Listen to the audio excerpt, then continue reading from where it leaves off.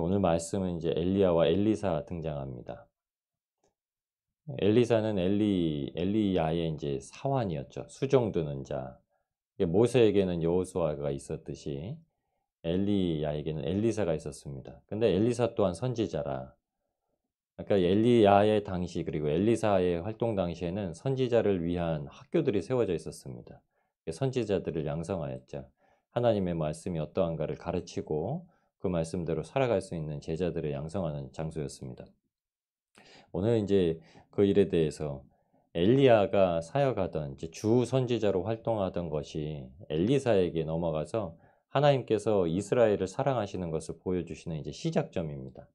마치 이제 개인적인 사람에 대한 이야기인 것처럼 보이지만 그렇지 않습니다. 국가적인 이야기고, 국가적인 이야기를 나타냈다라고 하는 건 우리에게 천국에 대한 이야기를 우리가 이 땅 가운데서 하나님의 말씀을 들고 있는 대리자로서, 대언자로서 살아가고 있는 것과 똑같은 모습을 보여주시는 겁니다. 엘리야의 이름은 엘리야, 그러니까는 여호와는 하나님이시다 이 뜻입니다. 엘리야, 하나님은 하나님이시다 이렇게 얘기하고, 엘리사는 여호와는 구원이시다, 여호와께서 구원하셨다 이 뜻입니다. 그래서 예수 그리스도께서 변화산에서 모습이 변화하실 때에 하늘에서 두 명의 증인을 보내셔서 주님과 함께 이야기를 나누고, 주님께서 지셔야 되는 십자가에 대해서 언급을 하게 하시고 이야기를 나누게 하실 때 누구를 보내셨냐면 모세와 엘리야를 보내시죠. 죽음을 보지 아니하고 승천했던 엘리야와 기력이 쇠하지 아니하고 죽음을 맞이했던 모세 둘을 보내셔서 말씀을 나누게 하십니다. 그 중요한 의미를 가지고 있죠. 하나님께서 우리가 이 땅 가운데 살아가는 데 있어서 오늘 하나님께서 맡기시려는 일들에 대해서 분명한 소명을 가지고 또 하나님의 뜻하심을 받아서 주님 앞에 나아가는 복된 저와 여러분이 되시길 주의 이름으로 축복합니다. 오늘 엘리사에게 오늘은 엘리야가 죽음을 보지 아니하고 하늘로 올라간 사건이 중요하지만 하나님께서 어떤 분이신지를 엘리사가 알게 된 것이 더 중요한 사건입니다. 열왕기하 19장 21절에 보면은 이렇게 되어 있습니다. 열왕기상 19장에 엘리야가 엘리사를 부르는 장면이 나옵니다. 근데 열왕기상 19장은 아시다시피 열왕기상 18장에 호렙산에서 엘리야가 바알 선지자들과 이 영적 대결, 제단의 대결을 한 후에 거짓 선지자들이라, 그러니까 우상의 제사장들을 다 죽이는 사건이 있습니다. 그리고 나서 이세벨의 위협에 이제 도망치고, 그 이야기가 열왕기상 19장에 나와 있죠. 어떻게 보면 인생에 하나님을 향한 신실한 믿음을 가지고 있고 하나님 앞에 말씀대로 잘 사는 자가 정말 그 아무것도 아닌 문제를 마주했을 때 낙담하게 되는 것과 똑같은 사건을 마주합니다. 그러니까 멀리 도망가 버려요. 그 일을 이세벨 앞에 가가지고 담대하게 하나님의 말씀을 이건 하나님의 뜻이다라고 선포하지 못하고요. 하나님께서 맡겨주셔서 행한 복음의 일들이었지만 그래도 그 일로 말미암아 오게 된 위협이 두려워서 도망가는 사건을 엘리야가 겪습니다. 그리고 엘리야에게 하나님께서 허락하신 일이 무엇이냐면 다시금 하나님께 기력을 회복한 이후에 엘리사를 부르는 일입니다. 열왕기상 19장 21절에 그 이야기를 이렇게 표현합니다. 엘리사가 그를 떠나 돌아가서 겨릿소를 가져다 잡고 소의 기구를 불살라 그 고기를 삶아 백성에게 주어 먹게 하고 일어나 엘리야를 따르며 수종들었더라. 엘리사는 그 집이 부요한 자였고 그 집에 있는 논에 소를 가지고 쟁기를 갈던 자였습니다. 근데 그가 가지고 있던 소를 잡고 그가 가지고 있던 쟁기를 불살라서 그가 가지고 있던 소유물들을 다 완전히 제물로 만들어서 사람들에게 나눠주고 세상에 있는 것들을 다 주고 이제 엘리야를 따르게 됩니다. 수종자. 여호수아는 모세의 수종자였더라. 모세가 하나님의 사역을 마칠 때 여호수아가 하나님의 사역을 이어갔던 것처럼 엘리야가 하나님의 사역을 마칠 때 엘리사가 하나님의 사역을 이어갑니다. 그리고 나서 열왕기상 19장을 끝으로 이 선지자의 주는 엘리야가 아닙니다. 엘리야의 이야기는 안 나오고 한 선지자 그리고 미가야 선지자 이렇게 나오면서 열왕기상이 맞춰집니다. 그리고 열왕기 하 1장 저희가 주일날 그리고 어제 말씀 보셨던 것처럼 마지막으로 아하시아의 죽음을 맞이했을 때 왕이 엘리야를 청하게 되는 사건이 있었는데 거기서 뭐라고 말씀하시죠? 50부장과 50명의 군인들을 두 번 불사르고 세 번째 50부장을 대면하여서 엘리야에게 그와 함께 왕에게로 나아가라고 했던 하나님의 천사의 말씀이 무엇이냐면 너는 두려워하지 말고 엘리야가 사역 가운데 이제 마지막을 정점을 찍는 사건이었습니다. 그리고 오늘 하나님께서 이제 지명하신 곳곳으로 다니죠. 지명하신 곳곳으로 다니면서 무엇을 했냐면 마치 사도들이 처음 태동했던 교회를 세우고 교회를 든든하게 했던 것처럼 여기저기 있던 길갈에서 바랭케 하셔서 베델에 있는 곳을 베델로 가서 베델에 있던 선지자들을 든든히 세우고 베델에서 다시 여리고로 가서 여리고에 있는 선지자들을 든든히 세우고 이게 마지막 사역이었습니다.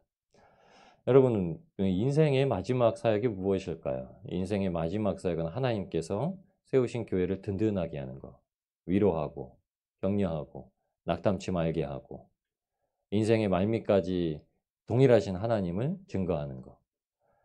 그러니까 이 사건을 보여주는 게 굉장히 중요합니다. 왜냐하면 이 사건, 그 마지막 선지자들을 위로하는 사건과 그러니까 마지막 형제자매들을 위로하는 사건과 마지막 교회와 그리스도인들을 위로하는 사건 이후에 그 사건을 끝까지 안 놓치고 쫓아다녔던 게 엘리사입니다. 그리고 그 말미에 하나님의 은혜로 말미암아 엘리야가 승천하는 것을 보고 나서 이제 엘리사에게 임했던 하나님으로 말미암아 엘리사의 사역이 완전하게 시작이 됩니다. 오늘 말씀에 엘리야가 하늘로 올려갈 때 이렇게 얘기합니다. 11절 말씀에 불수레와 불말들이 두 사람을 갈라놓고 엘리야가 회오리 바람으로 하늘로 올라가더라 이렇게 말합니다. 불수레와 불말들 아마 성경에는 엘리야의 사역과 엘리사의 사역 가운데 이제 처음 보여주는 불수레와 불말들이라고 하는데 하늘의 천군 천사죠. 이건 야곱이 집으로 돌아올 때부터 보았던 겁니다. 마하나임, 하나님의 군대라. 에서를 두려워하면서 올 때도 하나님이 무엇을 붙여주셨죠? 하나님의 군대. 하나님의 천사들로 호위하셔서. 지금 우리에겐 성령이 있지만 지금도 천사들은 역사하죠. 천사들은 구원받은 영을 돕는 존재들. 그러니까 성령님께서만 일하시는 것이 아니라 사건마다 정말 연약하고 어려울 때마다 놀라운 일을 행해 주시는 일들. 반드시 존재합니다.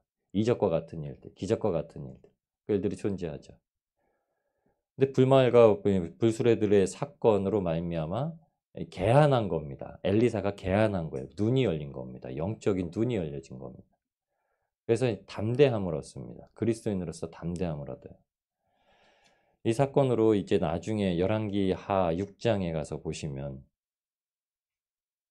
아람의 군대가 이스라엘을 둘러쌉니다. 엘리야도 그렇고 엘리사도 그렇고 북이스라엘의 선지자입니다. 그곳에 아직 훌륭한 선지자를 보내죠. 훌륭한 왕이 없으니까 훌륭한 선지자들이라도 보냅니다. 믿음이 신실한 자들이라도 보냅니다. 여러분 세상이 암흑 속에 있고 세상이 정말 어려운 형편 가운데 있는 사회일수록 하나님의 믿음의 사람, 더 견고한 믿음을 가진 사람들을 보냅니다. 북한을 보십시오. 북한에 있는 성도들의 믿음이 얼마나 대단합니까? 죽음을 앞에 두고서도 절대 하나님을 부인하지 아니하고 쪽성경, 우리처럼 성경 다 가지고 있지도 않습니다. 그래서 북한 사람들은요, 북한 성도님들은 성경을 다 외우고 다녀요. 못 들고 다니니까요. 이슬람권에 있는 성도들은요, 성경을 외우고 다닙니다. 성경 들고 못 모이니까요. 죽어라 그걸 외웁니다. 죽어라 외워야지 그 말씀을 가지고 말씀을 나누고 복음을 들으러 갈 때 말씀이 어떤 건지 아니까요. 목숨을 걸고 신앙생활을 하죠. 목숨 걸고 신앙생활을 언제 하냐? 개안할 때요. 영적인 눈이 열려질 때. 아람 군대를 물리치는 사건이 있을 때 엘리사의 사환이었던 게하시가 아람 군대가 둘러싼 걸 보고 너무나 두려워합니다.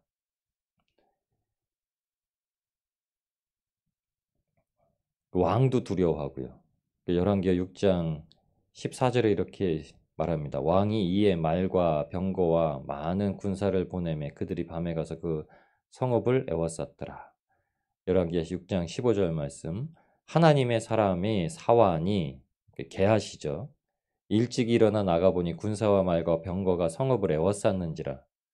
그의 사환이 게하시가 엘리사에게 말하되 아하 내 주여 우리가 어찌하리이까 하니 대답하되 두려워하지 말고 우리와 함께한 자가 그들과 함께한 자보다 많으니라 하고 기도하여 이르되 여호와여 원하건대 그의 눈을 게하시의 눈을 열어서 보게 하옵소서 하니 여호와께서 그 청년 게하시의 눈을 여심해 그가 보니 불말과 불병거가 산에 가득하여 엘리사를 불렀더라. 아멘. 여러분 엘리사에게 주신 하나님의 크신 은혜가 뭐냐면 눈에 보이지 아니하는 하나님의 안위하심과 보호하심을 보게 되었다는 겁니다. 여러분 우리가 예수님의 십자가를 지고 갈 때 예수님의 십자가가 영적인 눈으로 이 열려진 눈으로 보이지 않으면요 세상 살아가는데 두려운데 그게 보여지면 이제 천군 천사가 호위하고 안위하는 것만큼 안전함을 느낀다는 얘기입니다. 엘리사의 경험이 여기서부터 태동한 겁니다. 그래서 엘리야에게 구합니다. 엘리야가 무엇을 구하느냐 할 때에 엘리사가 말하죠. 네 아버지요. 아버지가 가지고 계신 은혜의 갑절, 두목, 그러니까 여러 선지자의 스승이신 엘리야의 많은 제자들이 있지만 그 중에 제가 엘리야의 모든 일들을 감당하길, 갑절이나 장자의 첫 번째로서의 역할을 감당하기를 원합니다. 예수님을 따를 때 다 인생이 육신으로 그렇게 따랐습니다. 세베대의 아들들의 어머니가 나와서 자기 아들 야고보와 요한을 위해서 간구했던 게 그겁니다. 내 아들들을 예수님 좌편에 우편에 예수님께서 왕이 되시면 좌편에 우편에 앉게 해주세요. 예수님께서 하시는 말씀입니다. 내 잔은 받을 수 있냐? 받을 수 있습니다. 십자가의 잔은 받을 수 있다는 거죠. 십자가의 잔을 받을 수 있다고 하니 잘했다. 그런데 그 자리는 내가 주는 게 아니라 아버지가 주시는 거다. 하나님이 주시는 거다. 여러분 우리가 받을 수 있는 거는 다 십자가의 잔뿐입니다. 우리가 어디에 앉고 싶다 이런 걸 바라는 게 아니라 엘리사가 원했던 거죠. 갑절에 넘어졌던 건 장자의 축복이었지만 영적인 눈이 열리고 나니까 그가 육체적으로 엘리야의 첫 번째 수제자가 된다라는 것을 깨달은 게 아니라요. 아 하나님께서만이 나의 구원이시다라는 그의 이름처럼 깨닫게 된 겁니다. 오직 예수 그리스도의 십자가만이 인생의 모든 문제를 해결해 주는구나 라는 걸 깨달은 겁니다. 그래서 하나님을 바라보는 관점이 세 가지예요. 엘리사는 그냥 하나님은 하나님이시다. 하나님이 무엇을 하시든 그냥 하나님의 말씀하시면 순종한다. 엘리사는 이제 눈을 떠서 하나님께서만이 나의 이제 구원이시다. 근데 다른 선지자들은 엘리사가 죽나 안 죽나, 엘리사가 하늘로 올라가다가 떨어졌나 안 떨어졌나. 그러니까는 엘리야의 시체를 찾으러 가게 해달라고 이제 나중에 부탁을 합니다. 여러분 하나님을 바라보는 관점은 영의 눈이 뜨여질 때에 이 세상을 살아갈 수 있는 아주 큰 힘과 능력으로서 나타나게 됩니다.